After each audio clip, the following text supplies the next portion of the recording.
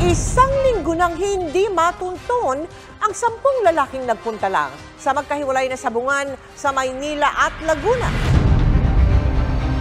Nadagdagan pa ang mga nawawala matapos magpunta sa sabungan. 250,000 piso ang iniaalok na pabuya ng ilang kaanak ng sinumang makakapagbigay ng impormasyon.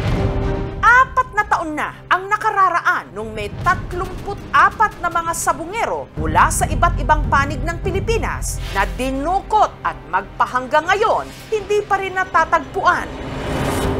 Napakasakit. Parang sasabog ang puso ko sa sobrang hinagpis, sa sobrang hinanakit ng kaisa-isa kong anak. Ganito ang sinapit. Kung ano naman po ang kasalanan ng mga bata, i-due process po natin. Iniisip nila na pinakain na daw sa buhaya. Araw-araw, hindi mo alam saan mo gustong puntahan, ilibig. 4 na taon na rin gumugulong ang investigasyon, ngunit ang katarungan nananatiling mailaw. Pinangangambakang ma-dismiss ang isa sa mga kaso ayon sa Justice Department dahil sa paglipas ng time element ng kaso. Pero makalipas ang 4 na taon sa linggong ito, ang isa sa 6 na akusado sa kaso, lumutang at isiniwalat lahat ng kanya di umanong nalalaman. Pinapasabog po dahil ang bagal ng proseso. Ito bang nawawala yung buhay pa?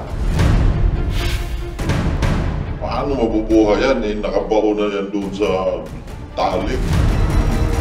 Paano sila pinatay? Giling ni Suble. Ederlyn, sa kaso mo, maski pa paano ba, may naidulot ba itong detalyeng ito sa inyo? Mahirap pong tanggapin. Ilang taon po kami naghintay. Ilang taon po na yun. Para akong binubusan ng malamig, hindi ko kinakaya, hindi ako makapagsalita. Mahirap po talaga, ma'am. Gigibain na ang katahimikan sa ngalan ng katarungan. Hustisya para sa lahat! Hustisya! Lalaban tayo!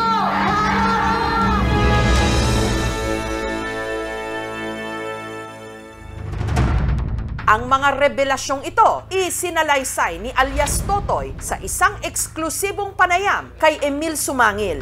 Lumantad daw siya, bunsod ng mga natanggap niyang banta sa kanyang seguridad at sa kanyang pamilya. Galit na galit siya kay Remulla. Sabi sa akin, ditsunin natin yan. Sabi ko, boss, hindi mo na ako. Simula noon, wala na siyang ganang tumawag sa akin. Doon siya nag-isip sa akin para tudasin ako. Tinawagan ako ng isang kaibigan ko, 20 million ang patong sa akin. Sabihin ko lahat ng alam ko dahil binantaan mo na pati pamilya ko, tanggap ko na sa sarili ko na patayin mo ako. Huwag mo lang idamay ang mag-ina ko. Ito bang nawawala yung buhay pa? Paano mabubuhay yan? Nakabaon na yan doon sa talik. Ayon kay alias Totoy, ang mga nawawalang sabungero, pawang mga nahuling nantichope o nandaya di umano sa mga sabong. Sadyang pahihinain ang manok o kaya ipapaling ang tare at sa kalaban pupusta para siguruhing mananalo ang kanilang mga manok. Yung si ang pumatawag na mayroon na namang tsupi sa sabungan. Sabihin sa akin, alam mo na yung gagawin mo. Pinakuha ko yung tao. Saan madadali yung mga tao? Halimbawa, doon sa lipa, may kwarto-kwarto kasi doon. Maya-maya, darating na yung grupo. O bahala na kayo dyan. Sila na mismo. Ang ginagawa nila, tinatalian na ng yung plastic na patali, kinakarga na sa bal. Sinasabi niya, kung wala tayong magagawa kung hindi natin patayin yan, patuloy na lulukuhin tayo ng mga yan. Sa bibig niya mismo nagaling yan? Sa bibig, through telepono. Okay. Pag nag-usap kami. Paano sila pinatay? Kiling ni Suble. Kiling ni Suble, yung tie wire, pinipihit sa liig. Nakabaon na yan doon sa talik. Kung huhukain yun, mga buto-buto na lang, paano natin makilala na sila yun? At hindi lang ang missing sa bungero tinatapon doon, pati mga drug lord. Wala kami nakakitang kahina-hinalang grupo na dumadaan dyan sa bulkan. Kung yun dyan itinapon, magkakaproblema ang mga residente rito sa mga pagkain ng mga tilapia. Ilan yung sabongero na yan sa pagkakala? Hindi ko alam bakit 34 lang yung naimbestigahan nila. Pero 100, kung sa pagkakalam ko, 108. Ibig sabihin, hindi na lumutang ibang kamag-anak nila? Paano lulutang natakot?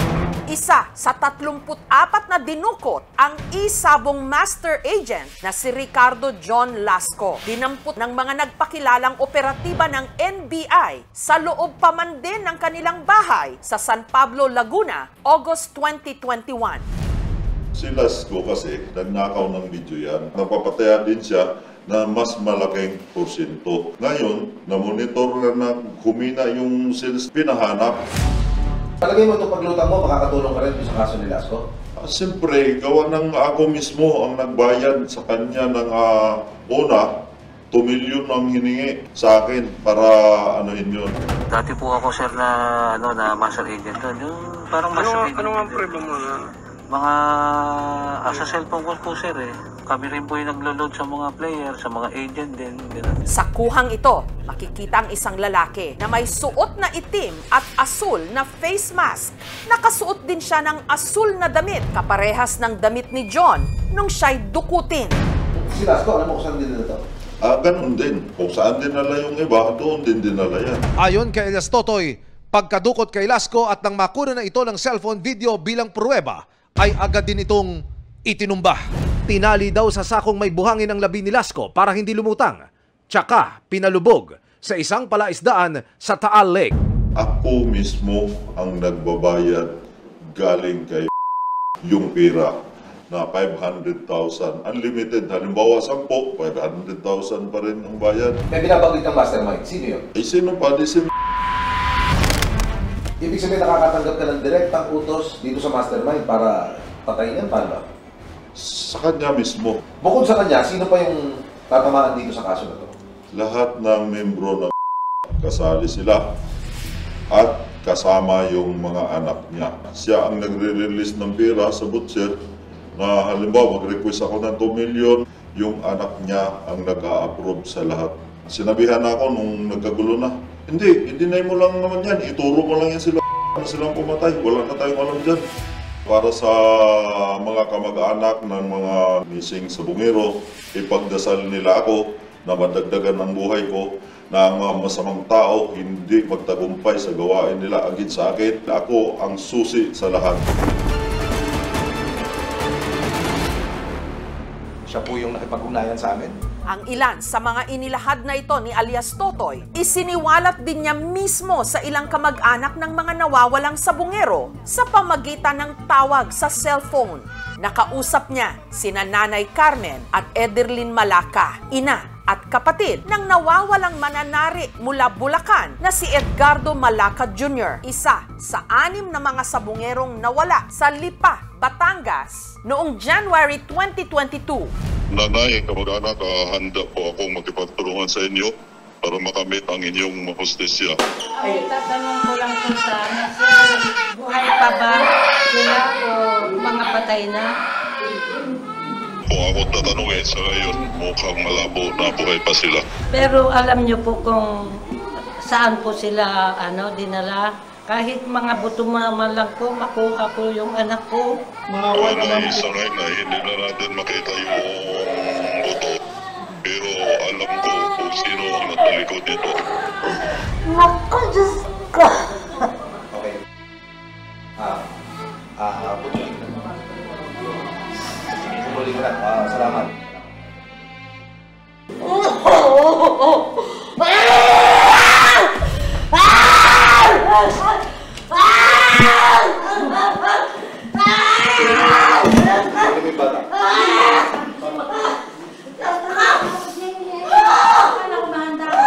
Maririnig mo. Diyos ko! Nasaan ang anak ko? Kahit buto ng anak ko, kukunin ko pa, babawiin ko. Masaya na ako pagka nakuha ko ang buto ng anak ko sa mga taong walang puso. Ilang anak ko napakabait na tao, matulungin. Bakit? Bakit nangyari po ang ganon sa anak ko? Nitong Biyernes, kinamusta ko si Nanay Carmen at si Ederlyn. Kasama rin nila ang 7 pang ibang mga kaanak ng lost sabungeros. Kabilang sina Marilyn at Eloisa na kaanak ng mga sabungerong nawala sa Santa Cruz, Laguna taong 2021. Si Tere na misis ni Nerio Anticristo, sabungero na dinukot mula Santa Maria sa Bulacan. At si Ryan, kapatid ni Michael Bautista, sabungerong nawala sa Laguna, April 2021, na siya rin na videohang nakaposas habang may kasamang 2 lalaki. Muli maraming salamat po sa oras na ito at sa pagpapaunlak ho ulit ng isa pang interview sa inyo. Kamusta na ho kayo? Malungkot po na masaya kasi at least po may lumabas na testigo. Masakit po ang tanggapin pero kailangan po namin lumaban eh. Kasi kagaya ko po, 2 lang po yung anak ko, pareho pa pong wala na. Thankful po ako kasi kahit papano, may lino na po na may lumabas na titistigo po para po dun sa mga nawala namin. In the same time po, malungkot po kami kasi sinabi po niya na wala na kaming pag-asa. Nung po kasi parang iniisip ko na buhay pa yung anak ko. Pero ngayon po kasi kinonfirm niya na wala na kaming aasahan para makita pa na buhay yung mga kaanak ko. Kapanipaniwala ba siya? Nung una po, nagdadalawang isip po kami.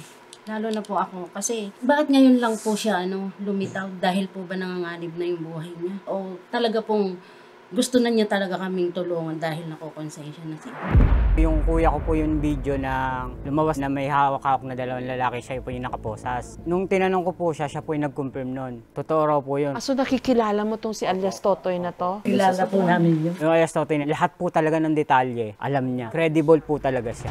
Kwento ni Cha, kapatid ni John Lasco, magpahanggang ngayon kung ano-anong balita raw ang nakakarating sa kanila. Hanggang ngayon po, may mga tumatawag pa sa amin, merong pinakain sa isda o tinapon na lang sa dagat, meron ding inilagay lang sa farm, sinunog. To be honest, nararamdaman namin na sincere itong ating witness kasi may personal knowledge siya eh. Master agent na rin po kami dun, sir. Napanood na raw ni Cha ang video na ipinakita ni alias Totoy na sinasabing si John ang naroon at kinumpirma nilang ito nga ang nawawala nilang kapatid. Talagang kawalang-yaan sa tao. Hindi basta-bastang mga kriminal ang gumawa. Wala silang puso, wala silang konsensya. Cha, nakausap mo rin si alias Totoy. Anong sabi niya sa'yo? Sinabi niya sa akin at saka sa nanay ko na wala na yung kapatid ko. Nanay ako ni Ricardo. Gusto ko lang malaman kung nasaan ang anak ko. Kung anong ginawa nila. Wala na po tayong pag-asa na mabuhay pa ang anak nyo dahil wala na siya. Pasensya na kayo, Nay. Sabihin mo naman kung anong dapat namin gawin. Idaan natin sa court, Nay. Dahil hindi basta-basta ang makalaban natin, Nay. Ipagdadasal ka namin, mag-ingat ka. Para narinig mo? Mag-ingat ka raw. Umiiyak sila ngayon. Naiyak ako. Naiiyak din siya.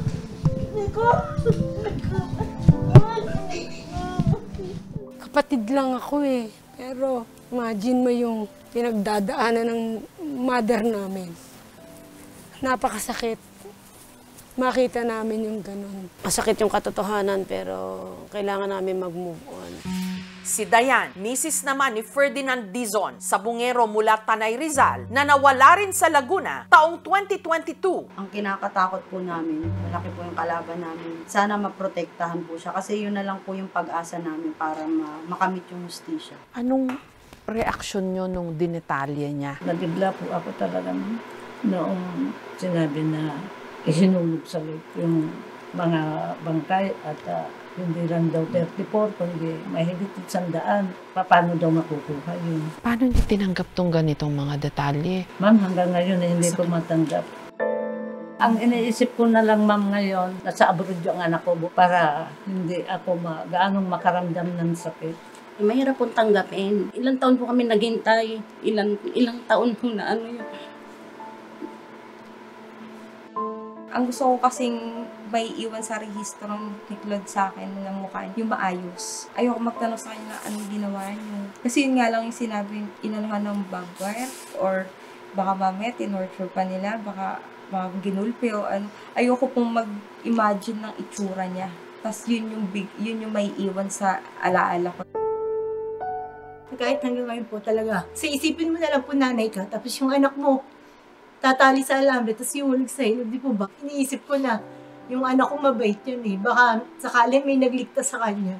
Pero nung sinabi na po nung alas Totoy na wala na po kami nga sa hanggang si patay na talaga, napakasakit po bilang isang magulang.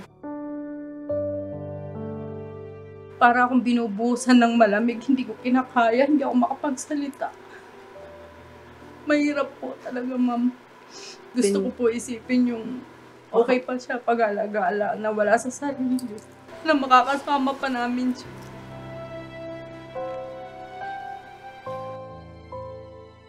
Sabi nila, mga sabungero daw, galit na galit daw sa mga nandaraya. So online, may mga nagre-react na ganyan dito sa kwento ng inyong mga kamag-anak. Wala akong alam sa operation nila. Kung alam naman pala nila na gumagawa ng illegal, sana dinimanda na lang nila. Pinakulong na lang nila. May napalabas sila sa pagdukot, sa pagpatay. So ang tanong ko, sino ang illegal? Sino ang kriminal?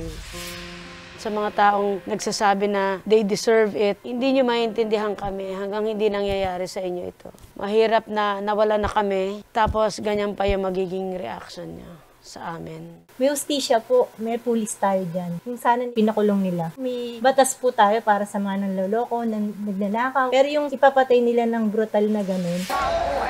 Familiar kayo doon sa missing sabongero. Nagsisimula pa lang ang pagbubuntis ni Jaja nung napaulat na nawawala ang kanyang live-in partner na si John Claude Inonog na kinuhang mag-drive para sa mga sabungero papuntang Manila Arena. Naiwan kay Jaja ang anak nilang si Baste na magtatatlong taong gulang na ngayon. Itong kaso ng Lost Sabongeros, parang bahagi na rin nung mga pinagdaanan mo dahil buntis ka eh. Tapos nawala si Claude. Nanganak ka, wala pa rin siya. Hanggat hindi namin sila nakikita, hindi nasasagot yung mga tanong namin, yung bigat sa dibdib, nandun pa rin yun. Kasi okay lang yung mawawala yan na may sakit eh. At least nakikita mo kung saan mo ililibing. Pero yung ganun bigla ang nawala. Yun po yung pinakamabigat sa dibdib. Mag-ilang taon na si Baste, hanggang wala pa rin kami idea kung nasaan. Hustisya para sa lahat! Hustisya! Ang kwento ng paghahanap ng katarungan ng mga biktima, tampok sa kontrobersyal na docu-film ng GMA Public Affairs na Lost Sabongeros. Ano na kaya ang ginawa sa anak ko? Ganito kaya na pinadudugunan nila.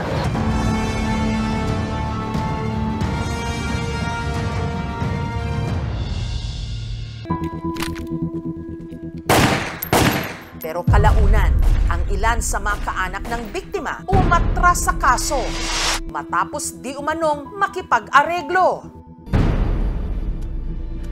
Pasensya ka na ha. Kasi ang huling balita, di ba? Yung biyanan mo nakipag-settle, nakipag-areglo sa kung sino man ang nasa likod ng pagkawala ng inyong mga kaanak. Anong naging reaksyon mo doon? Sabi ko po sa kanya, wag po tayo magpa-areglo kasi nga, ang gusto po namin, maibalik sa amin yung mga hinahanap namin. Nagulat talaga yung ibang mga kasama namin sa grupo. Meron na mga sariling bahay, may mga kondo na yung iba. Pero magugulat kasi sila kumuha ng ganung pera. Kaya, dun sa amin, sa lugar namin, alam na po na nagpa-areglo sila. Tinanggap niya yung 50 million kapalit ng anak niya at saka mga kasamahan niyang missing sa Bungero. Ang hindi ko lang po alam kung yung 50 million na yun is magkakahati-hati na silang anim. Siyempre, masama loob mo na nakipag-areglo yung biyanan mo, ganun ba? Opo, masama po yung loob ko na kasi syempre, kumbaga, ipinapranta namin yung mga mukha namin kahit malalaking tao yung mga kalaban namin, tapos ending, magpapabayad ka lang. Dun sa posibilidad o pagtansya na baka nakipag-areglo na rin yung hipag mo, anong masasabi mo doon? Tuloy pa rin ang laban namin dito. Hindi namin pinagpalit yung buhay ng kapatid namin o anak namin dahil lamang sa pera. Masakit para bigyan mo ng value ang isang buhay na nawala. Wala, it's priceless. Sinubukan naming hinga ng panig ang ilang mga kaanak na di umano nagpaareglo sa kaso pero hindi sila tumugon. Matatanda ang umabot pa hanggang Senado ang investigasyon. May I request our committee secretary to please acknowledge our resource persons present today. Pero nung natapos ang pagdinig, naging usad pagong na raw ang kanilang mga kaso. Parang lagi pong may pumipigil. Lagi na lang paiba-iba po nang hahawak ng kaso. Parang litong-lito na po kami. Wala na pong nangyayari. It's been 4 years. 8 chief PNP na ang dumaan, pero hindi pa rin nasusolve. Hindi ko alam kung bakit, ganun ba kalakas sila. Dahil natapos na yung kaso, pinababayaan na kami. Wala kaming kinapitan dito, to be honest, kung hindi yung media at yung Panginoon. Talagang every time na nagpapatawag ng interview, talagang porsigido kami, wag lang kaming matabunan. Dahil itong mga namatay na to, itong mga nawala na to, kami mga naging biktima. Pinabayaan kami ng gobyerno eh. Walang porsigidong tapusin itong kasong to. Kaya ngayon, talagang kumilos na ang Panginoon. Samantala, ang Department of Justice o DOJ agad namang tumugon sa mga bagong impormasyon na inilahad ni alias Totoy. It can be a credible story. When you vanish without a trace, then it must be somewhere where people have not been able to look. We will need technical drivers to do it kasi malalim din yan. Bukas din daw ang DOJ na isailalim si alias Totoy sa Witness Protection Program. I assure him na bibigyan namin siya ng protection. Akong bahala sa kanya. Huwag siyang matakot. Sa ngayon, may 7 kaso ng kidnapping at serious illegal detention na isinampa ng DOJ. Gayunman, marami sa kaanak ng mga nawawalang sabungero, wala pang naisasampang kaso dahil patuloy pa rin daw iniimbestigahan ng mga ito ng NBI at ng PNP-CIDG. Nasaan yung anak ko? Paano nyo ho nakakaya na hindi panghinaan ng loob? Yung hindi sumko? Hanggat nakikita ko po yung iniwan niyang mga anak, yung pamangkin ko na nagsisikap, hindi po kami nawawalan ng pag-asa. Kahit wala yung tatay nila, kahit na 0.5 na pag-asa lang yan, tatanggapin ko yan. Dayan, ikaw, paano ka hindi pinanghihinaan ng loob? Ano nagpapalakas sa'yo? Siyempre, unang-una yung mga anak ko po. Kasi araw-araw sinasabi nila sa akin na nung nalaman nilang nagpabayad yung isang case sa Tanay, sabi sa akin, Mami, kahit anong mangyari, huwag mo ibebenta si Daddy Maghahanap at maghahanap ng tatay yan pag lumaki. Kasi ngayon maliliit pa po sila. Pero dadating din po yung araw na magtatanong sila kung halimbawa kung napakulong ba namin yung gumawa sa tatay nila na gano'n. Ano po isasagot ko? Na hindi kasi sila pinagbenta nila yung ng tatay niyo. Gusto ko maibalik sa amin si Claude. Nay, kasi bilang kayo po yung pinaka-senior dito, hanggang saan nyo ba ho dadalhin itong pakikipaglaban nyo hong ito? Hanggang sa mabigyan po ng hustisya na makita po namin ng personal yung mga buto. Na kahit buto, mahawakan ko yung anak ko, maakap ko.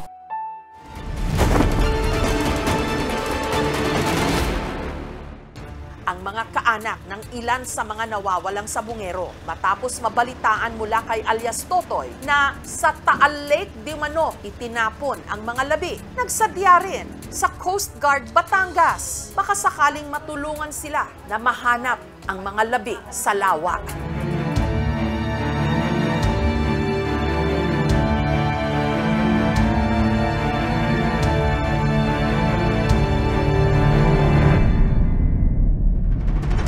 Sana yung publiko manatiling nakabantay doon sa development ng kaso kasi nga possible case siya ng extrajudicial killing at kailangan merong managot dahil pagkitil ng buhay ang pinag-uusapan natin dito.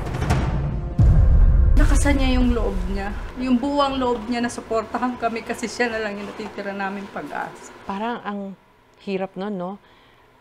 Magagalit ka sa kanya pero siya na rin lang ang pag-asa. Yun nga po, yun po ang pinakamahirap. Hindi mo dapat kasuklaman kasi siya yung kailangan mo. Sino mag-aakala, ibibigay niya sa amin. Mismo isa sa mga kinasukan namin. Kumbaga, hindi na namin kailangan ng maraming ebidensya. Kasi yung tao pa lang na yun, sapat na yun. Baka may gusto ko kayong sabihin dun sa mastermind o kung sino man po ang nasa likod nitong kaso ng Lost Sabungeros. So sana makonsensya ka rin katulad ng testigo namin ngayon. Hindi biro ang ginawa mo. Magkapalit kami ng posisyon para maramdaman niya kung anong nararamdaman ng bilang isang magulang, isang asawa, isang kapatid. Para doon sa mastermind. Sana wala na siyang matapalang pera. Kayo naman ngayon yung hindi nakakatulog at nag-aalala.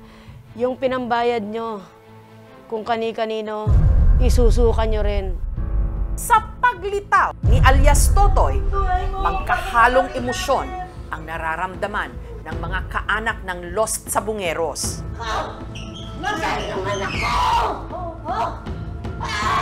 Galit, puot, dahil si alias Totoy sangkot sa krimen.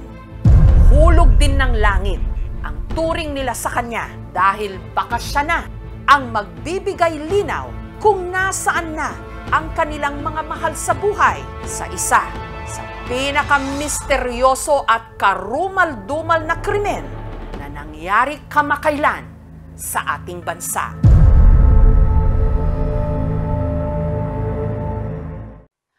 Thank you for watching, mga kapuso. Kung nagustuhan niyo po ang videong ito, subscribe na sa GMA Public Affairs YouTube channel. And don't forget to hit the bell button for our latest updates.